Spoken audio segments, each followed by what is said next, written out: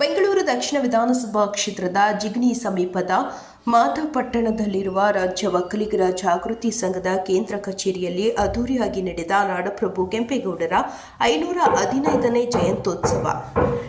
ಇದೇ ಸಂದರ್ಭದಲ್ಲಿ ರಾಜ್ಯ ಒಕ್ಕಲಿಗರ ಜಾಗೃತಿ ಸಂಘದ ಪದಾಧಿಕಾರಿಗಳು ಹಾಗೂ ಸ್ಥಳೀಯ ಮುಖಂಡರು ನಾಡಪ್ರಭು ಕೆಂಪೇಗೌಡರ ಭಾವಚಿತ್ರಕ್ಕೆ ಪುಷ್ಪನಮನ ಸಲ್ಲಿಸಿ ಜೈಕಾರ ಹಾಕಿದ ದೃಶ್ಯ ಕಂಡುಬಂತು. ಈ ವೇಳೆ ರಾಜ್ಯ ಒಕ್ಕಲಿಗರ ಜಾಗೃತಿ ಸಂಘದ ರಾಜ್ಯಾಧ್ಯಕ್ಷ ನಾಯನಹಳ್ಳಿ ಮುನಿರಾಜು ಗೌಡರು ಮಾತನಾಡಿ, ರಾಜ್ಯದ ರಾಜಧಾನಿ ಬೆಂಗಳೂರನ್ನು ಕಟ್ಟಿ ಬೆಳೆಸಿದ ಕೀರ್ತಿ ನಾಡಪ್ರಭು ಕೆಂಪೇಗೌಡರಿಗೆ ಸಲ್ಲುತ್ತದೆ ಎಂದರು.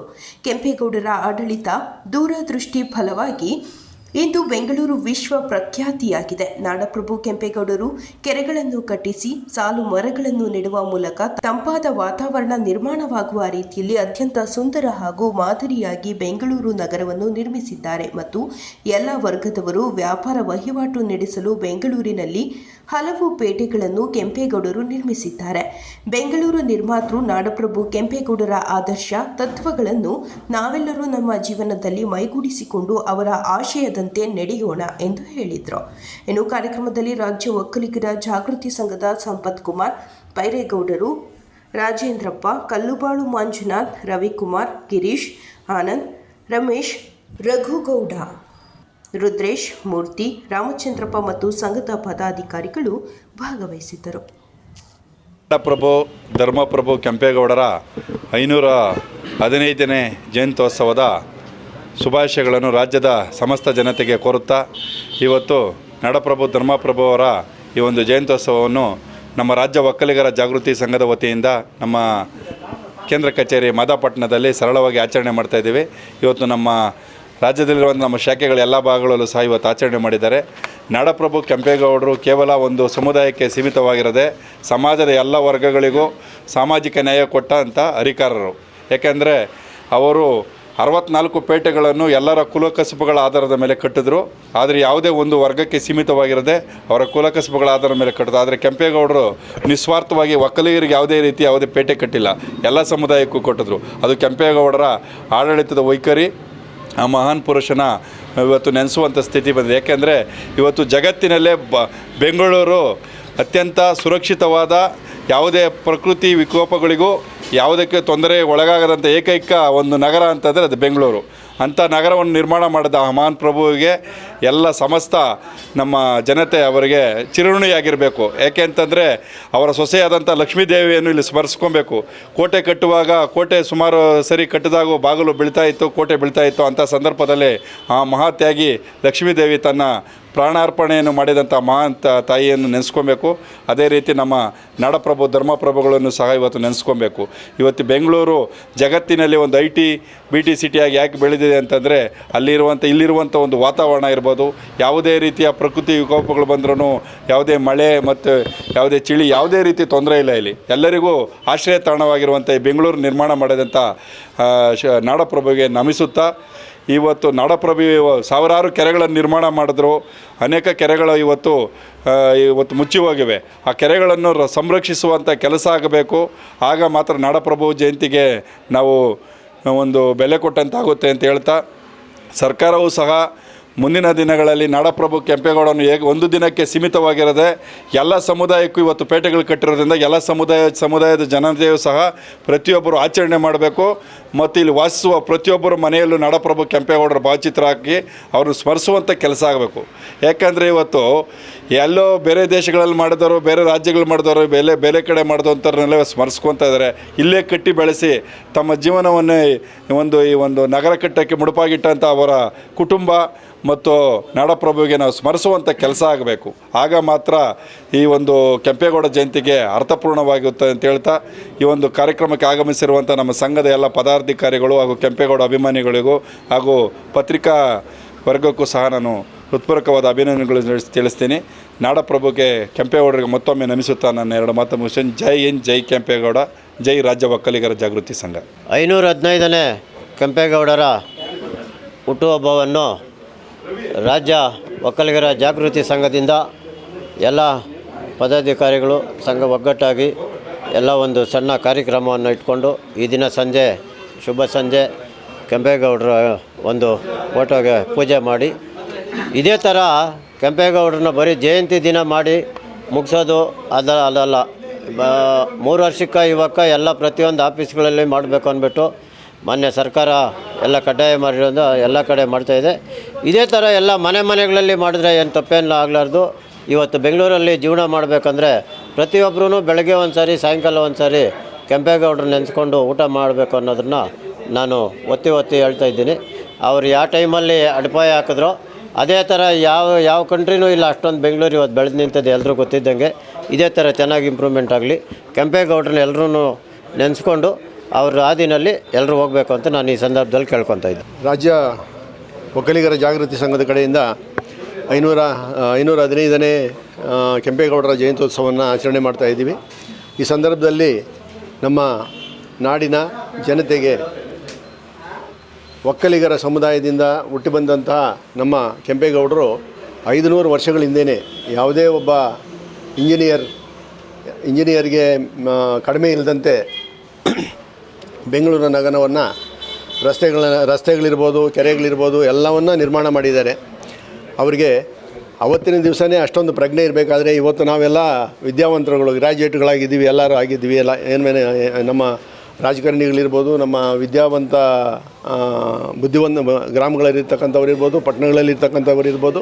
ಇವತ್ತು ನಾವು ಕಸ ವಿಲೇವಾರಿ ಮಾಡೋದಕ್ಕೆ ತುಂಬ ಸಮಸ್ಯೆಗಳನ್ನ ಅನುಭವಿಸ್ತಾ ಇದ್ದೀವಿ. ಒಂದು ಚರಂಡಿ ವ್ಯವಸ್ಥೆ ಸರಿಯಿಲ್ಲ, ಕೆರೆಗೆ ಮಳೆ ನೀರು ಹೋಗೋದು ಬಿಟ್ಟು ರಿಚ್ ನೀರು ಹೋಗ್ತಾ ಇದೆ. ಇವತ್ತು ಇದನ್ನೆಲ್ಲನೂ ಸರ್ಕಾರಗಳು ನೋಡಿಕೊಂಡು ಕಣ್ಮುಚ್ಕೊಂಡು ಜಾಣಿಕೆ ಹುಡ್ತಾರ ಮಾಡ್ತಾಯಿದ್ದಾರೆ. ಇದನ್ನೆಲ್ಲನೂ ಎಚ್ಚೆತ್ಕೊಂಡು ಸರ್ಕಾರಗಳು ಮಾಡಿದ್ರೆ ಒಂದು ಒಳ್ಳೇದು ಮಾಡಿದ್ರೆ ಎಲ್ಲ ಗ್ರಾಮಗಳಿಗೂ ಎಲ್ಲ ಪಟ್ಟಣವಾಸಿಗಳಿಗೂ ಕುಡಿಯೋ ನೀರಿಗೆ ಯಾವುದೇ ಸಮಸ್ಯೆ ಬರೋದಿಲ್ಲ. ಇವತ್ತಿನ ದಿವಸ ಮಳೆ ಕಡಿಮೆ ಆಗ್ತಾಯಿದೆ, ಮರಗಿಡಗಳೆಲ್ಲ ನಾಶವಾಗ್ತಾ ಇದೆ. ಅದು ಮರಗಿಡಗಳು ನಾಶವಾಗ್ತಾ ಇರೋದಂದರೆ ರಸ್ತೆ ಅಗಲೀಕರಣಕ್ಕೆ ಅದಕ್ಕೆ ಇದಕ್ಕೆ ಅಂತೇಳ್ಬಿಟ್ಟು ಸುಮ್ಮನೆ ಹೊಡೆದು ಸಾವಿರಾರು ವರ್ಷಗಳಿಂದ ಬೆಳೆದು ಬಂದಿದ್ದಂಥ ಮರಗಳನ್ನೆಲ್ಲ ಹಾಳು ಮಾಡ್ತಾ ಇದ್ದಾರೆ. ಅವುಗಳನ್ನೆಲ್ಲ ನಾವು ಮಾಡೋದಕ್ಕೆ ಮುಂಚೆನೇ ಒಂದು 5-6 ವರ್ಷಕ್ಕೆ ಮುಂಚೆನೇ ಅವರು ಯೋಜನೆ ಹಾಕ್ಕೊಂಡು ಆ ಮರಗಳು ಬೆಳೆಸಿ ಮತ್ತು ಮರಗಳು ಬೆಳೆದ ತಕ್ಷಣ ಆ ಮರನ ಒಡೆದು ಮಾಡೋಂಥ ವ್ಯವಸ್ಥೆ ಮಾಡಬೇಕಾಗಿತ್ತು. ಅದನ್ನು ಕೂಡ ನಮ್ಮ ಸರ್ಕಾರಗಳು ಸರಿಯಾದ ರೀತಿ ಒಳಗಡೆ ಗಮನಿಸ್ತಾ ಇಲ್ಲ.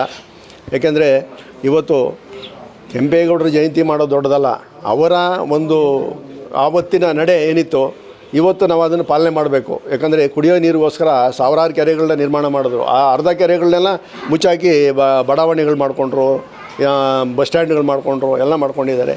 ಆದರೆ ಇವತ್ತು ನಮ್ಮ ಸಾರ್ವಜನಿಕರಿಗೆ, ನಮ್ಮ ಹಳ್ಳಿಗಾಡಿನ ಜನಗಳಿಗೆ, ವ್ಯವಸಾಯ ಮಾಡ್ತಕ್ಕಂಥವ್ರಿಗೆ ಯಾವುದೇ ಅನುಕೂಲಗಳಿಲ್ಲ. ಯಾಕಂದರೆ ನಮ್ಮ ಒಕ್ಕಲಿಗರ ಸಮುದಾಯ ಮುಖ್ಯವಾದಂಥ ಕಸುಬೇನೆಂದರೆ ವ್ಯವಸಾಯ ಮಾಡ್ತಕ್ಕಂಥದ್ದು. ಆ ವ್ಯವಸಾಯ ಮಾಡೋದಕ್ಕೆ ಯಾವುದೇ ಒಂದು ಸವಲತ್ತುಗಳು ಕೊಡ್ತಾ ಇಲ್ಲ ಸರ್ಕಾರಗಳಿಂದ.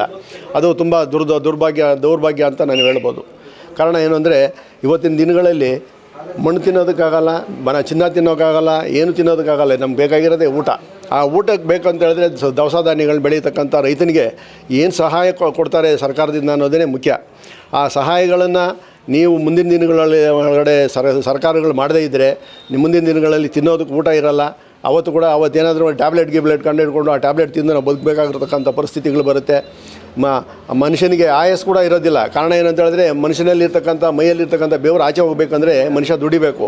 ಅದನ್ನು ಬಿಟ್ಟು ಪುಕ್ಸಟ್ಟೆ ಭಾಗ್ಯಗಳು ಕೊಡೋದು ಅಥವಾ ಜನಗಳಿಗೆ ಓಟ್ಗೋಸ್ಕರ ಏನೋ ಆಸೆ ಆಕಾಂಕ್ಷೆಗಳನ್ನು ಒಡ್ಡಿ ನಮ್ಮ ಸಮುದಾಯಗಳನ್ನ ಹಾಳು ಮಾಡೋದು, ರಾಜಕೀಯಕ್ಕೋಸ್ಕರ ನಮ್ಮ ಜನಸಾಮಾನ್ಯರನ್ನು ದಿಕ್ಕು ತಪ್ಪಿಸೋದು, ಇವೆಲ್ಲ ಮಾಡೋದ್ರಿಂದ ಏನೂ ಅನುಕೂಲ ಆಗೋದಿಲ್ಲ. ಅದನ್ನು ಸಾಮಾಜಿಕವಾಗಿ ಯಾವುದು ಒಳ್ಳೆಯದು ಯಾವುದು ಕೆಟ್ಟದ್ದು ಅಂತ ಪರಿಶೀಲನೆ ಮಾಡಿ ಎಲ್ಲರಿಗೂ ಸಹ ಸಾಮಾಜಿಕ ನ್ಯಾಯ ಕೊಟ್ಟರೆ ಅವತ್ತೇನ ನಮ್ಮ ರಾಜ್ಯ ಇರ್ಬೋದು, ದೇಶ ಇರ್ಬೋದು, ಉದ್ಧಾರ ಆಗ್ಬೋದು. ಯಾಕಂದರೆ ಇವತ್ತು ಪುಕ್ಸಟ್ಟೆ ಭಾಗ್ಯಗಳು ಕೊಟ್ಟಿರೋದು ಒಂದು ಕಡೆ ಇದ್ದರೆ ಅದನ್ನು ತಗೊಂಡಿರ್ತಕ್ಕಂಥದ್ದು ಬೇರೆ ವಿಚಾರ. ಆದರೆ ಇವತ್ತು ನಮ್ಮ ಸರ್ಕಾರ ಯಾವ ದಿಕ್ಕಿನಲ್ಲಿ ಹೋಗ್ತಾ ಇದೆ ಅಂತ ಹೇಳೋದಕ್ಕಾಗ್ತಾ ಇಲ್ಲ. ಯಾಕಂದರೆ ಎಲ್ಲದರ ಬೆಲೆನೇ ಜಾಸ್ತಿ ಆಗಿದೆ. ಹಾಲಿನ ಬೆಲೆ ಜಾಸ್ತಿ ಮಾಡಿದ್ರು, ಪೆಟ್ರೋಲ್ ಡೀಸೆಲ್ ಬೆಲೆ ಜಾಸ್ತಿ ಮಾಡಿದ್ರು, ತರಕಾರಿಗಳ ಬೆಲೆ ಜಾಸ್ತಿ ಆಗ್ತಾ ಇದೆ. ಸಾಮಾಜಿಕವಾಗಿ ನಾವು ಏನು ಯಾವ ಥರ ಬೆಳಿಬೇಕು ಅಂತ ಹಳ್ಳಿಗಾಡುಗಳಲ್ಲಿ ಇರ್ತಕ್ಕಂಥ ಜನಗಳು ಸಾಮಾನ್ಯವಾಗಿ ಇವಾಗ ದುಡಿತಕ್ಕಂಥ ಮನುಷ್ಯನಿಗೆ ಫ್ರೀಯಾಗಿ 2,000 ರೂಪಾಯಿ ಕೊಟ್ಟರೆ ಏನಾಗುತ್ತೆ? ದುಡಿಯೋದು ಬಿಟ್ಟು ಕಳ್ತನನೋ ಸುಳ್ತನನೋ ಮಾಡ್ಕೊಂಡು ಅವನು ಬೇರೆ ದಿಕ್ಕಲ್ಲಿ ಹೋಗ್ತಾನೆ. ಯಾಕಂದರೆ ಇವತ್ತಿನ ದಿವಸ ನಾವು ದುಡಿದು ತಿಂದೇನೇ ಇದ್ದರೆ ಸ್ವಾಭಿಮಾನ ಎಲ್ಲಿರುತ್ತೆ? ನಾವು ಯಾರೋ ಹಾಕಿದ ಭಿಕ್ಷೆನ ತಗೊಂಡು ನಾವು ಜೀವನ ಮಾಡೋಂಥ ಪರಿಸ್ಥಿತಿನ ನಾವು ಇವತ್ತು ಸರ್ಕಾರಗಳಲ್ಲಿ ನೋಡ್ತಾ ಇದ್ದೀವಿ. ಇದನ್ನು ಬಿಟ್ಟು ಮುಂದೆ ಏನಾದರೂ ಒಳ್ಳೆಯದು ಜನಗಳಿಗೆ ಅವರಿಗೆ ದುಡಿಯೋದಕ್ಕೆ ಕೆಲಸ ಕೊಡಿ, ಅವರ ಇದು ಸ್ವಾಭಿಮಾನದಿಂದ ಬದುಕೋದಕ್ಕೆ ವ್ಯವಸ್ಥೆ ಮಾಡಿಕೊಡಿ. ಅದಕ್ಕೆ ನಾವು ಏನು ಬೇಕಾದರೂ ಸಪೋರ್ಟ್ ಮಾಡ್ಬೋದು. ಅದನ್ನು ಬಿಟ್ಟು ಬೇರೆ ಬೇರೆ ವಿಚಾರಗಳಲ್ಲಿ ಸರ್ಕಾರಗಳು ನಿಷ್ಠೆ ಇಲ್ಲದೆ ನೀತಿ ಇಲ್ಲದೆ ಮಾಡೋದಕ್ಕೆ ಹೋದರೆ ಮುಂದಿನ ದಿನಗಳಲ್ಲಿ ನಮ್ಮ ರಾಜಕಾರಣವೂ ಕುಲ್ಗೆಟ್ಟು ಹೋಗುತ್ತೆ, ನಮ್ಮ ಜನನೂ ಕುಲ್ಗೆಟ್ಟು ಹೋಗ್ತಾರೆ. ಮತ್ತು ನಮ್ಮ ಸಮುದಾಯನ ಸರಿ ಮಾಡೋದು ಹೇಗೆ, ನಮ್ಮ ರಾಜ್ಯನ ಸರಿ ಮಾಡೋದು ಹೇಗೆ, ಇದು ಮುಂದಿನ ಪೀಳಿಗೆಗಿರ್ತಕ್ಕಂಥ ಪ್ರಶ್ನೆಗಳು. ಆದ್ದರಿಂದ ಇವತ್ತು ನಾಡಪ್ರಭು ಕೆಂಪೇಗೌಡರ ಜಯಂತಿ ದಿವಸ ನಾನು ಕೇಳ್ಕೊಳ್ಳೋದು ಏನಂತ ಹೇಳಿದ್ರೆ, ಸಾರ್ವಜನಿಕರಲ್ಲಿ ಇರ್ಬೋದು, ರಾಜಕೀಯದಲ್ಲಿರ್ಬೋದು, ಎಲ್ಲರಿಗೂ ಒಂದೇ ಮಾತು ನಾನು ಕೇಳ್ತಕ್ಕಂಥದ್ದು, ನಾವು ನ್ಯಾಯವಾಗಿ ಇವತ್ತು ದುಡಿದು ತಿಂದು ಮುಂದುವರೆದ್ರೆ ನಮ್ಮ ದೇಶ, ನಮ್ಮ ರಾಜ್ಯ ಉದ್ಧಾರ ಆಗುತ್ತೆ. ನಾವು ಯಾವುದೇ ಒಂದು ಕೊಡೋದಾಗಲಿ ತಗೊಳ್ಳೋದಾಗಲಿ ಫ್ರೀಯಾಗಿ ಮಾಡಬಾರ್ದು. ಅದು ನಾನೇ ಆಗಲಿ ಯಾರೇ ಆಗಲಿ, ಸರ್ಕಾರನೇ ಆಗಿರಲಿ, ಫ್ರೀಯಾಗಿ ಕೊಡಬಾರ್ದು. ಅವ್ರ ಕಷ್ಟಾರ್ಜಿತಕ್ಕೆ ತಕ್ಕಂಗೆ ನಾವು ಅವರಿಗೆ ಅನುಕೂಲ ಮಾಡಿಕೊಟ್ಟವಾಗ ಅವ್ರಿಗೂ ಒಂದು ಸ್ವಾಭಿಮಾನ ಇರುತ್ತೆ. ನಾನು ದುಡಿದಿದ್ದ ವಸ್ತು ಇದು, ನಾನು ಚೆನ್ನಾಗಿ ಕಾಪಾಡ್ಕೋಬೇಕು ಅಂತ. ನೀನು ಫ್ರೀಯಾಗಿ ಕೊಟ್ಟಿದ್ದೆಲ್ಲ ಯಾವುದೇ ಲೆಕ್ಕಕ್ಕೆ ಬರೋದಿಲ್ಲ. ಅದು ಇಲ್ಲ ರಿಚ್ ಖಾಲಿ ಹೋಗುತ್ತೆ, ಇಲ್ಲ ಬೀದಿಗೆ ಬಿದ್ದಿರುತ್ತೆ. ಯಾಕಂದರೆ ಅವರವರ ಒಂದು ಮನಸ್ಥಿತಿಗೆ ತಕ್ಕಂಥ ಇದನ್ನು ವ್ಯವಸ್ಥೆಗಳನ್ನು ಮಾಡ್ಕೊಳ್ಳೋದಕ್ಕೆ ಜನ ಇವತ್ತು ಉತ್ಸುಕರಾಗಿದ್ದಾರೆ. ಅದನ್ನು ನಾವು ದಿಕ್ಕು ತಪ್ಪಿಸಿ ಏನೋ ಒಂದು ಗೆಲ್ಲೋದಕ್ಕೋಸ್ಕರ ಯಾವುದೋ ಒಂದು ಆಸೆ ಒಡ್ಡಿ ನಾವು ಮಾಡೋದು ತಪ್ಪದು. ನಾನೇ ಆಗಿರ್ಬೋದು, ಸರ್ಕಾರನೇ ಆಗಿರ್ಬೋದು, ಬೇರೆ ವಿಚಾರ. ಇವಾಗ ನಾನು ಕೊಟ್ಟರು ಅದು ಪುಕ್ಸಟ್ಟೆ ಭಾಗ್ಯನೇ, ಸರ್ಕಾರ ಕೊಟ್ಟರು ಸಹ ಅದು ಪುಕ್ಸಟ್ಟೆನೇ. ಅದು ಪುಕ್ಸಟ್ಟೆ ಕೊಟ್ಟಿದ್ದು ಯಾವತ್ತೂ ಬಾಳಿಕೆಗೆ ಬರೋಲ್ಲ, ಅದು ಮನುಷ್ಯನಿಗೆ ಮೈ ಹೊಡಿಯಲ್ಲ, ಅದನ್ನು ಬೇರೆ ದಿಕ್ಕಲ್ಲಿ ತಗೊಂಡೋಗುತ್ತೆ. ಅದರಿಂದ ಸರ್ಕಾರಗಳನ್ನ ಕೇಳ್ಕೊಳ್ಳೋದು, ಆಮೇಲೆ ಜನಗಳನ್ನ ಕೇಳ್ಕೊಳ್ಳೋದು ಅಷ್ಟೇ. ಇಂಥದಕ್ಕೆಲ್ಲ ಯಾವುದಕ್ಕೂ ನಾವು ಮಣೆ ಆಗದಿರ ನಾವು ಒಳ್ಳೆ ರೀತಿ ಒಳಗಡೆ ನಡೆಯೋದಕ್ಕೆ, ಒಳ್ಳೆ ರೀತಿ ಸಂಪಾದನೆ ಮಾಡೋದಕ್ಕೆ ವ್ಯವಸ್ಥೆ ಮಾಡ್ಕೊಳ್ಳೋಣ ಅಂತ ಹೇಳ್ತಾ, ಈ ಕೆಂಪೇಗೌಡರ ಜಯಂತಿಗೆ ನಮ್ಮ ಕುಲಬಾಂಧವರಿಗೆಲ್ಲನೂ ಶುಭಾಶಯಗಳನ್ನ ಹೇಳ್ತೀನಿ. ಅದೇ ರೀತಿ ಕೆಂಪೇಗೌಡರ ಏನು ಮನಸ್ಥಿತಿ ಒಳಗಡೆ ಅವತ್ತು ನಮ್ಮ ರಾಜ್ಯವನ್ನು ಇದು ರಾಜಧಾನಿಯನ್ನಾಗಿ ನಮ್ಮ ಬೆಂಗಳೂರನ್ನು ಮಾಡಿದ್ರು. ಆ ಬೆಂಗಳೂರನ್ನು ಮಾಡಿದಂಥ ಅವರಿಗೆ ಗೌರವ ಕೊಡೋ ಥರ ನಾವು ನೋಡ್ಕೋಬೇಕು ಅಂತ ಕೇಳ್ಕೊತ ನಾನು ಎರಡು ಮಾತನ್ನು ಮುಗಿದು. ಕೆಂಪೇಗೌಡರ 515ನೇ ಜಯಂತ್ಯೋತ್ಸವದ ಅಂಗವಾಗಿ ಈ ದಿನ ನಮ್ಮ ಒಕ್ಕಲಿಗರ ಜಾಗೃತಿ ಸಂಘದ ವತಿಯಿಂದ ಕಾರ್ಯಕ್ರಮವನ್ನು ಅತಿ ಸರಳವಾಗಿ ಆಚರಿಸ್ತಿದ್ದು, ಎಲ್ಲರಿಗೂ ನಮ್ಮ ನಾಡಿನ ಎಲ್ಲ ಕುಲ ಬಾಂಧವರಿಗೆ ನಾಡಪ್ರಭು ಕೆಂಪೇಗೌಡರ ಒಂದು ಜಯಂತಿ ಅಂಗವಾಗಿ ಶುಭಾಶಯಗಳನ್ನು ಕೋರುತ್ತಾ, ಈ ದಿನ ನಾವು ನಾಡಪ್ರಭು ಕೆಂಪೇಗೌಡರು ಈ ನಮ್ಮ ನಾಡಿನ ಬೆಂಗಳೂರು ನಾಡನ್ನು ಕಟ್ಟಿ ಬೆಳೆಸ್ತದ್ದು ಇಡೀ ನಮ್ಮ ಭಾರತ ದೇಶಕ್ಕೆ ಗೊತ್ತಿದೆ.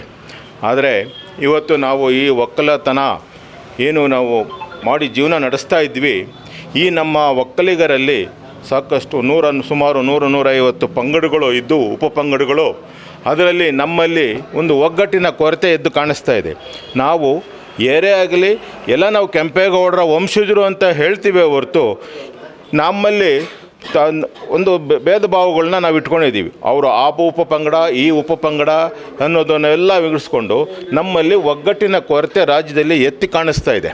ಇದನ್ನು ನಾವು ಯಾಕಂದರೆ ಇವತ್ತು ರಾಜ್ಯದಲ್ಲಿ ನಾವು ಒಂದು ಪ್ರಬಲವಾದ ಒಂದು ಪಂಗಡಕ್ಕೆ ಆಗಿದ್ದರೂ ಸಹ ನಮ್ಮನ್ನು ವಿಂಗಡಣೆ ಮಾಡಿ ನಮ್ಮನ್ನು ಒಡೆದಾಳುವ ನೀತಿನ ಸರ್ಕಾರಗಳು ಮಾಡ್ತಾ ಇದ್ದಾವೆ. ನಮ್ಮಲ್ಲಿ ಒಗ್ಗಟ್ಟಿನ ಕೊರತೆ ಈ ರಾಜ್ಯದಲ್ಲಿ ಭಾಳ ಎತ್ತಿ ಕಾಣಿಸ್ತಾ ಇದೆ. ನಾವು ಒಗ್ಗಟ್ಟು ಆಗದೆ ಹೋದ ಪಕ್ಷದಲ್ಲಿ ನಾವು ಈಗೇನೆ ನಮ್ಮ ಸಮುದಾಯ ಒಂದು ಕ್ಷೀಣಸ್ಥಿತಿಗೆ ಹೋಗುತ್ತೆ ಅನ್ನೋದರಲ್ಲಿ ಸಂಶಯನೇ ಇಲ್ಲ. ಅದರಿಂದ ನಾನು ಈ ಜಯಂತ್ಯೋತ್ಸವದ ಅಂಗವಾಗಿ ನಾನು ಜನರಲ್ಲಿ ಕೇಳುವುದಿಷ್ಟೇ, ಏನೇ ಆಗಿರಲಿ ನಮ್ಮಲ್ಲಿ ಒಗ್ಗಟ್ಟಿನ ನಾವು ಒಕ್ಕಲಿಗರು, ನಾವು ಕೆಂಪೇಗೌಡರ ವಂಶಜರು ಅನ್ನೋದನ್ನು ನಾವು ಎತ್ತಿ ತೋರಿಸ್ಬೇಕೇ ವಿನಃ ಬೇರೆ ನಮ್ಮಲ್ಲಿ ಯಾರೇ ಬರಲಿ ನಮ್ಮ ಆ ಒಂದು ಒಗ್ಗಟ್ಟನ್ನ ತೋರಿಸ್ಬೇಕು. ಅದನ್ನು ಈ ಒಂದು ಆಚರಣೆ ಅಂಗವಾಗಿ ಈ ದಿನ ರಾಜ್ಯದ ಜನತೆಯನ್ನು ಕೋರಿಕೊಳ್ತಾ ಎಲ್ರಿಗೂ ನನ್ನ ಒಂದು ವಂದನೆಗಳನ್ನು ಅರ್ಪಿಸ್ತೇನೆ. ನಾಡಿನ ಸಮಸ್ತ ಜನತೆಗೆ 515ನೇ ಕೆಂಪೇಗೌಡ ಜಯಂತ್ಯೋತ್ಸವದ ಶುಭಾಶಯಗಳು. ಕೆಂಪೇಗೌಡ ಜಯಂತಿ ಇತ್ತೀಚೆಗೆ ನಮ್ಮ ಕರ್ನಾಟಕಕ್ಕೆ ಸೀಮಿತ ಆಗಿಲ್ಲ, ತಮಿಳುನಾಡು ಬೇರೆ ಬೇರೆ ದೇಶಗಳಲ್ಲಿ ಕೂಡ ಸಂಘಗಳು ಓಪನ್ ಆಗ್ತಾಯಿದ್ದಾವೆ, ಒಕ್ಕಲಿಗರ ಸಂಘಗಳು. ತುಂಬ ಸಂತೋಷ. ನಮ್ಮ ರಾಜ್ಯಾಧ್ಯಕ್ಷರಾದ ಮುನರಾಜಗೌಡರ ನೇತೃತ್ವದಲ್ಲಿ ಈ ದಿನ ಸರಳವಾಗಿ ಕೆಂಪೇಗೌಡ ಜಯಂತಿ ಆಚರಣೆ ಮಾಡ್ತಾಯಿದ್ದೇವೆ. ನಮ್ಮ ಸಂಘ 65-70 ಶಾಖೆ, ಕರ್ನಾಟಕ ತಮಿಳುನಾಡು ಎರಡರಲ್ಲೂ ಸೇರಿ 70 ಶಾಖೆಗಳನ್ನ ರಾಜ್ಯ ಒಕ್ಕಲಿಗ ಜಾಗೃತಿ ಸಂಘ ಇದೆ. ಎಲ್ಲರೂ ಕೆಂಪೇಗೌಡ ಆಶಯ ನೀತಿಗಳಿಂದ ಬದುಕಬೇಕು, ಕೆಂಪೇಗೌಡರ ಒಂದು ಮಾರ್ಗದರ್ಶನ ಅವರ ಒಂದು ದೂರದೃಷ್ಟಿ ತುಂಬ ಅಪಾರವಾದದ್ದು. ಅಂಥ ಮಹನೀಯರ ವಂಶದಲ್ಲಿ ಹುಟ್ಟಿ ನಾವು ನಮಗೆ ತೋಚಿದ್ದನ್ನು ಮಾಡ್ಕೊಂಡು ಹೋಗ್ತಾ ಇದ್ದೇವೆ. ಅದು ದುರದೃಷ್ಟಕರ. ಅಣ್ಣವ್ರು ಹೇಳ್ದಾಗೆ ನಮ್ಮ ಜಾತಿ ತುಂಬ ದೊಡ್ಡದಾಗಿ 107, 108 ಪಂಗಡಗಳಾಗಿವೆ. ಅದರಿಂದ ಒಗ್ಗಟ್ಟಿನ ಕೊರತೆ ಎದ್ದು ಕಾಡ್ತಾ ಇದೆ ನಮ್ಮ ಜಾತಿನಲ್ಲಿ. ಅದು ಹೋಗಬೇಕು. ನಾವೆಲ್ಲ ಒಕ್ಕಲಿಗರು ಒಂದೇ ಅನ್ನೋ ಭೇದ ಭಾವ ಎಲ್ಲರಿಗೂ ಬರಬೇಕು ಅಂತ ಹೇಳ್ತಾ ನನ್ನ ಮಾತುಗಳು ಮುಗಿಸ್ತೇನೆ. ಜೈ ಕೆಂಪೇಗೌಡ. 515ನೇ ನಾಡಪ್ರಭು ಧರ್ಮಪ್ರಭು ಆದಂಥ ಕೆಂಪೇಗೌಡರ ಜಯಂತ್ಯೋತ್ಸವವನ್ನು ನಾವು ಇಂದು ನಮ್ಮ ಮಾದಾಪಟ್ಟಣದಲ್ಲಿರುವ ರಾಜ್ಯ ಒಕ್ಕಲಿಗರ ಜಾಗೃತಿ ಸಂಘದ ಮುಖ್ಯ ಕಚೇರಿಯಲ್ಲಿ ನೆರವೇರಿಸ್ತಾ ಇದ್ದೇವೆ. ಸರಳವಾಗಿ ವಿಜೃಂಭಣೆಯಾಗಿ ಪ್ರತಿ ವರ್ಷ ನೆರವೇರಿಸ್ತಾನೇ ಇದ್ದೇವೆ. ಅದೇ ಥರ ಎಲ್ಲರೂ ಹೇಳಿದ್ದಾರೆ ಆಲ್ರೆಡಿ. ಸುಮಾರು 60 ಶಾಖೆಗಳನ್ನ ಹೊಂದಿರುವಂಥ ಸಂಘ ಇದು. ಕರ್ನಾಟಕ ಒಂದೇ ಅಲ್ಲದೆ ತಮಿಳುನಾಡಲ್ಲಿ ಕೂಡ ನಮ್ಮ ಶಾಖೆಗಳು ತುಂಬ ಇದ್ದಾವೆ. ಸೊ ನಮ್ಮ ನಾಡಪ್ರಭು ಕೆಂಪೇಗೌಡರ ದೂರದೃಷ್ಟಿ ಎಂಥದ್ದಂದರೆ, ಅವರು ಆ ಕಾಲದಲ್ಲಿ ರಾಜಗೋಪುರಗಳಾಗಿರ್ಬೋದು, ಕೆರೆ ನಿರ್ಮಾಣಗಳಾಗಿರ್ಬೋದು, ಅಥವಾ ರಸ್ತೆ ನಿರ್ಮಾಣಗಳಾಗಿರ್ಬೋದು, ಪೇಟೆ ನಿರ್ಮಾಣಗಳಾಗಿರ್ಬೋದು, ಪ್ರತಿಯೊಂದು ಸಮುದಾಯಕ್ಕೂ ಪ್ರತಿಯೊಬ್ಬರಿಗೂ ಒಂದು ಅನುಕೂಲವಾಗೋ ಥರ ಆ ಕಾಲದಲ್ಲೇ ಅವರು ಅವರ ದೂರದೃಷ್ಟಿಯಿಂದ ಮಾಡಿರೋದ್ರಿಂದ ಇಂದು ನಾವು ಈ ಬೆಂಗಳೂರಿನ ನಗರನ ಇಷ್ಟು ವಿಜೃಂಭಣೆಯಿಂದ ಇದೆ, ಇಷ್ಟು ಚೆನ್ನಾಗಿದೆ. ನಾವೆಲ್ಲ ಇಲ್ಲಿ ನಿಂತು ಮಾತಾಡೋದಕ್ಕೂ ಅವರ ಕೊಡುಗೆ ಬಹಳ ಅಪಾರವಾಗಿದೆ ಅಂತ ಹೇಳ್ತಾ ನಾನು ಮತ್ತೊಮ್ಮೆ ನಾಡಿನ ಹಾಗೂ ದೇಶದ ಎಲ್ಲ ಸಮಸ್ತ ಜನಕ್ಕೂ, ಸಮಸ್ತ ಕುಲಬಾಂಧವರಿಗೂ ನಾಡಪ್ರಭು ಧರ್ಮಪ್ರಭು ಕೆಂಪೇಗೌಡರ 515ನೇ ಜಯಂತ್ಯೋತ್ಸವದ ಶುಭಾಶಯಗಳನ್ನು ಮತ್ತೊಮ್ಮೆ ಕೋರ್ತಾ ಇದ್ದೇನೆ. ಜೈ ಹಿಂದ್, ಜೈ ಕರ್ನಾಟಕ, ಮತ್ತು ಜೈ ಕೆಂಪೇಗೌಡ.